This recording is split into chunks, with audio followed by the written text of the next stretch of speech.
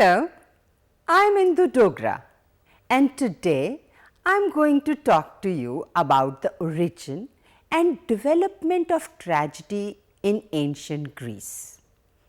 Ancient Greek tragedy was a wonderful mixture of myth, legend, philosophy, social commentary, poetry, dance, music, public participation, and visual splendor.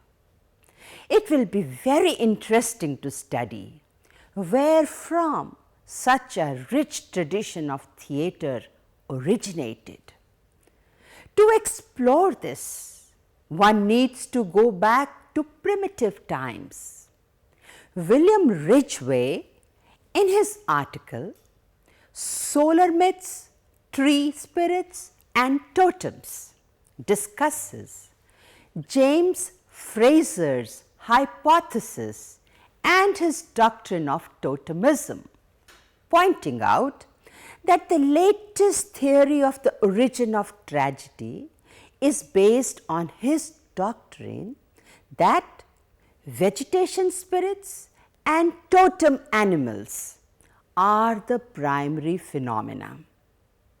A further fundamental principle of his vegetation spirit doctrine is the assumption that Dionysius, Demeter, Osiris, Adonis and Attis and such like personages that appear in Greek mythology had never been human individuals, but always vine, corn and other vegetation abstractions. Sir James Fraser makes dramatic performance arise in the dramatization of the seasons by primitive men. He opines that the spectacle of the great changes which annually pass over the face of the earth has powerfully impressed the minds of men in all ages and stirred them to meditate on causes of changes so vast and wonderful. The curiosity of primitive men is justified, for even the savage cannot fail to see perfectly how intimately his own life is bound up with the life of nature, and how the same processes which freeze the stream and strip the earth of vegetation also threaten him with extinction. At a certain stage of development, men may seem to have imagined that the means of averting the threatened calamity were in their own hands, and they could help or hasten or retard the flight of the seasons by magic art. Accordingly, they performed ceremonies and recited spells, believing that they are helping to make the rain fall, the sun to shine, animals to multiply, and the fruits of the earth to grow. In the course of time, the slow advance of knowledge, which has dispelled many cherished illusions, convinced at least the more thoughtful portion of mankind that the alteration of summer and winter, of spring and autumn, were not merely the result of their own magical rites, but that some deeper cause, some mightier power was at work behind the shifting scenes of nature. They now picture to themselves the growth and decay of vegetation, the birth and death of living creatures as effects of the waxing or waning strength of divine beings, of gods and goddesses who were born and died, who married and begot children on the pattern of human life. Dear students, Thus, the old magical theory of the seasons was displaced, or rather supplemented, by a religious theory. For although men now attributed the annual cycle of change primarily to corresponding changes in their deities, they still thought that by performing certain magical rites, they could aid the god who was the principle of life in his struggle with the opposing principle of death. They imagined that they could recruit his failing energies and even raise him from the dead. The ceremonies which they observed for this purpose were in substance a dramatic representation of the natural processes which they wished to facilitate. You know, it is a familiar tenet of magic that you can produce any desired effect by merely imitating it. So, they now explained the fluctuations of growth and decay, of reproduction and dissolution, by the marriage, the death and the rebirth of the gods, mainly of god Dionysius. Their religious or rather magical dramas dwelled on in great measure on these themes. They set forth the fruitful union of the powers of fertility, the sad death of at least one of the divine partners, and his joyful resurrection. Thus, a religious theory was blended with a magical practice. It has been pointed out that magic is a stage prior to religion. Therefore, it is quite obvious that men began to dramatize natural phenomena long before dramatizing human life. Friends, an important question can be asked here. Does the presence of tombs and burial rituals in so many Greek plays point at anything important? It has been suggested that it points to a time when they were acted at royal funerals, telling the story of the king's great deeds in the same way as the Egyptians commemorated the lives of their pharaohs in paintings on the mummy cases. The Greeks honored their old chiefs with sacrifices and tragic dances for the same reason as those for which ancestors, heroes and saints have been and are still being worshipped in Western Asia, India, Burma, China, Japan, and in a word, in almost every corner of the world. A good king in his life was supposed to bring all sorts of prosperity to his people, while conversely, it was thought that under a bad king, the earth refused her increase. When a great and good chief dies, all is not over yet.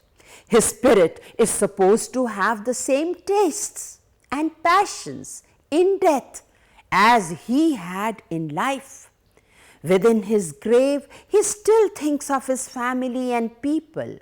And if they, in turn, still think of him and refresh his vital element with libations, best of all, human blood, he will keep sleepless watch, help them in hour of peril, and use his kindly influence with earth to make it increase the yield and to make fruitful the herds, flocks, and women of his tribe.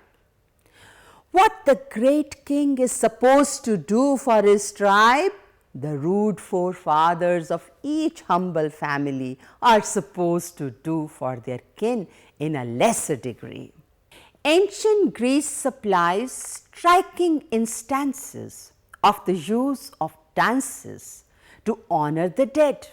For example, at Athens on the third day of Anthesteria, which is a very ancient festival of the dead. Pots of cooked vegetables were offered to the gods and to the dead, and circular dances were performed similar to those held on solemn occasions at this hour in India and elsewhere. Dead saints and martyrs who have suffered much in life are supposed to be pleased by having their woes kept in continual remembrance after death. The Heracles saga is a typical example. So the ancient practice of placating gods and heroes by sacrifices and celebrations led to ecstatic dancing and singing. These songs were delivered by dancing choruses, and they told the greatness of a god or hero and how he came to extend his protection to the community and saved it from disaster in times long past.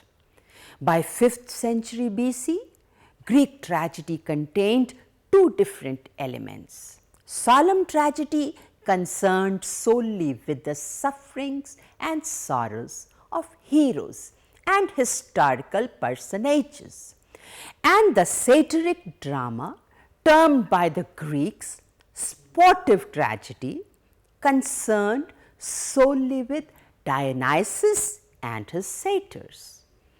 Dear students, Dionysius was regarded by the Greeks as a hero as well as a god. The Athenian theatre focused on him.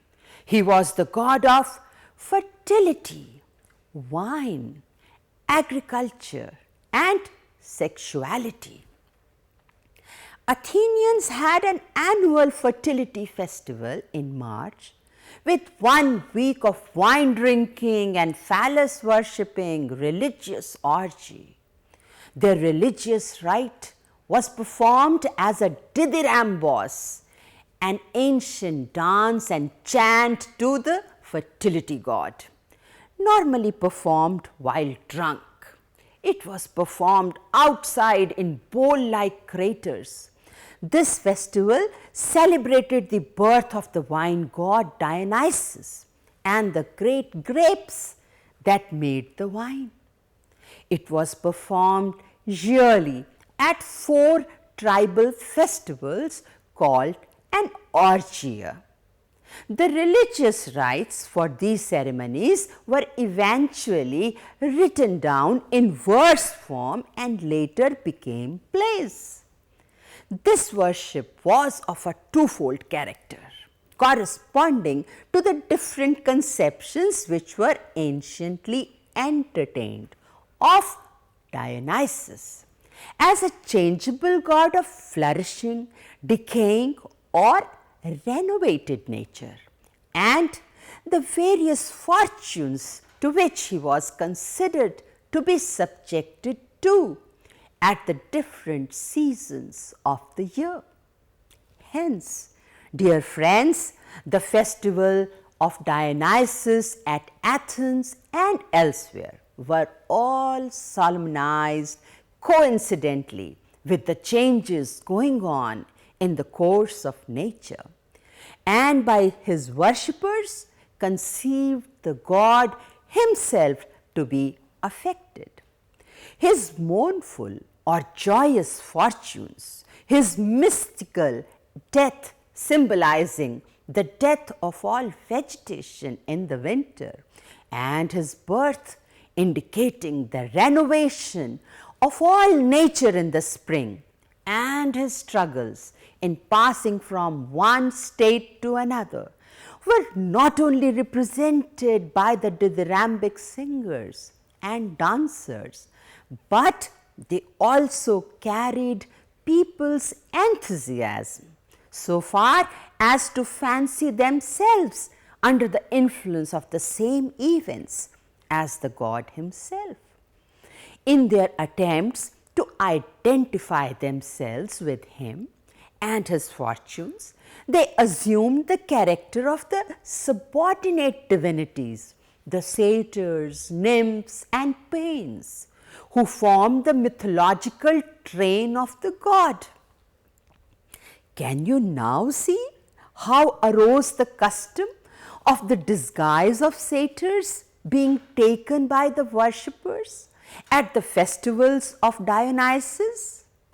It is obvious that Grecian tragedy arose from choral songs and dances and was connected with the public rejoicings and ceremonies of Dionysius in cities. In fact, the very name of tragedy, far from signifying anything mournful or pathetic, is most probably derived from the goat-like appearances of the satyrs, who sang or acted with mimetic gesticulations the old Bacchic songs with Silenus, the constant companion of Dionysius. From their resemblances in dress and action to goats, their song was called the goat song. According to another opinion, the word tragedy was first coined from the goat that was the prize for the best ode or song sung in the honor of Dionysius. Friends, the Dionysian dithyrambs were not always of a grey and joyous character. They were capable of expressing the extremes of sadness and wild lamentations, as well as the enthusiasm of joy. And it was from the dithyrambic songs of a mournful cast, probably sung originally in the winter months, that the stately and solemn tragedy of the Greeks arose. It must be borne in mind, however, that in the most ancient times, the dithyrambic song was not executed by a regular chorus. A crowd of worshippers under the influence of wine danced up to and around a blazing altar, led probably by a flute player, the subject of the song being the birth and adventures of Dionysius. It is a reasonable conjecture that the Coryphaeus, or leader of this irregular chorus, occasionally assumed the character of the god himself, while the rest of the train, or comus, represented his noisy band of Thespis-bearing followers.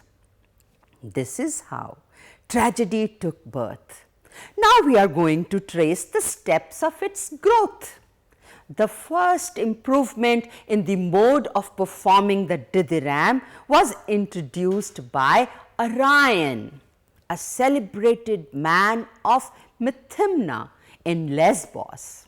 He is generally admitted to have been the inventor of the cyclic chorus, in which the dithyramb was danced after a more regular fashion around the blazing altar by a band of 50 men or boys to a lyric accompaniment. The idea seemed to have been borrowed by him from the Dorian choral odes, along with their regular lyric movements. Orion travelled extensively in the Dorian states of Hellas and had ample opportunities of observing the varieties of choral worship and of introducing any improvement which he might wish to make in it. Previous to the time of Orion, the leaders of the wild irregular comus which danced the dithyramb bewailed the sorrows of Dionysius or commemorated his wonderful birth in spontaneous effusions accompanied by suitable action, for which they trusted to the inspiration of the wine cup. This is the meaning of Aristotle's assertion that this primitive tragedy was extemporaneous. Orion, however, by composing regular poems to be sung to the lyre at once raised the dithyramb to a literary position and laid the foundation of the stately superstructure which was afterwards erected. He also turned the commerce or the moving crowd of worshippers into a standing chorus. He was the inventor of the tragic style too. That means that he introduced a style of music or harmony adapted to and intended for a chorus of satyrs. Next in order was Thespis, the celebrated contemporary of Pisistratus, to whom the invention of Greek tragedy has been generally ascribed. He was born at Icaria, an Attic deme, at the beginning of the 6th century BC. Thespis is said to have introduced an actor for the sake of affording an interval of rest for the Dionysian chorus. The actor answered, as it were, the songs of the chorus. This actor was generally, perhaps always, the poet himself. He invented a disguise for the face by means of a pigment prepared from the herb purslane, and afterwards constructed a linen mask in order, probably, that he might be able to sustain more than one character. He is also said to have introduced some important alterations into the dances of the chorus, and his figures were known in the days of Aristophanes. He did not, however, as an actor, confine his speech to mere narration. He addressed it to the chorus, which carried on with him a sort of dialogue through its leader. In early days, the tragic chorus and its dithyrambs were only performed on the occasion of festivals at sacred spots.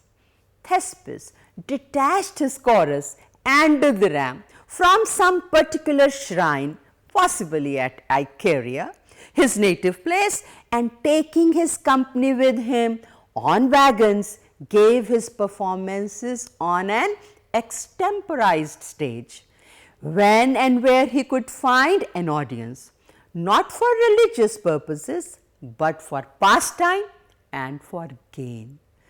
Thus, not merely by defining more accurately the role of the actor, but by lifting tragedy from being a mere piece of religious ritual tied to a particular spot into the greatest form of literature, he was the true founder of tragic art. The custom introduced by Thespis was continued by Phrynichus. Had the chorus taken up an active and independent part, it would have left its original and characteristic sphere.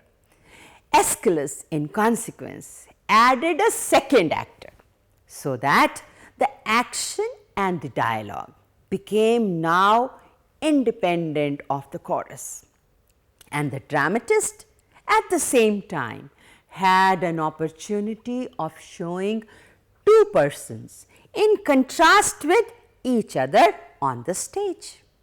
A third actor was added by Sophocles. A fourth actor, except perhaps in Oedipus Coloneus, was never added. If a fourth character had to be introduced, one of the three persons on the stage retired and came in again, personifying this fourth one. Any number of mutes, however, might appear upon the stage. In the plays of Aeschylus, we see the lyric and the dramatic existing side by side, and the drama did not succeed in making the song subservient. In the plays of Sophocles, we find the lyric fused with the dramatic, welded into it, made helpful to the tragic story. In the plays of Euripides, we discover that the chorus lingers like an atrophied organ which the dramatist dared not amputate out of regard for tradition. At the hands of Euripides, the chorus serves only to fill out the lyric interludes of the dramatic action. Greek tragedy had been lyrical in its origin and was perforce poetic. My dear students, tragedy for the Greeks did not have the same meaning it has for us. That is, a play with an unhappy ending. True, most Greek tragedies do end unhappily with the central character involved in some sort of disaster. The protagonist struggles against fate and usually loses, but some of the greatest plays end in reconciliation. For example, the cycle of 3 plays known as the Oresteia trilogy by Aeschylus. The Greeks used tragedy rather in the sense of a serious treatment of some moral question as personified in characters of myth or legend. It was viewed as a form of ritual purification, Aristotle's catharsis, which gives rise to pathos or instructive suffering. It depicts the life voyages of people who steered themselves or who were steered by fate on collision courses with society, life's rules, or simply fate. The tragic protagonist is one who refuses out of either weakness or strength to acquiesce to fate. What for us now might better be described as the objective realities of life. Most often, the protagonist's main fault is hubris, a Greek and English word meaning false or overweening arrogance. It could be the arrogance of not accepting one's destiny, as in Oedipus Rex, the arrogance of assuming the right to kill, example Agamemnon, or the arrogance of assuming the right to seek vengeance, example Orestes. Whatever the root cause, the protagonist's ultimate collision with fate, reality or society is inevitable and irrevocable. Tragedy did not develop in a vacuum. It was an outgrowth of what was happening at the time in Athens. On one hand, Greek religion had dictated how people should behave and think for centuries. On the other, there was birth of free thought and intellectual inquiry. Athens in the 4th and 5th centuries BC was bustling with radical ideas like democracy, philosophy, mathematics, science and art.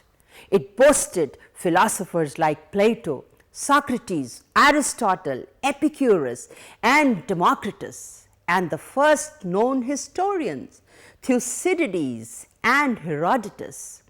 There were the scientists and mathematicians like Thales, Hippocrates, Archimedes and later Euclid, Pythagoras, Eratosthenes, Hero, Hipparchus and Ptolemy. In these respects, there was a blossoming of free thought after years of religious dicta. This is how ancient Athens became a nursery for the flowering of tragedy. Thank you.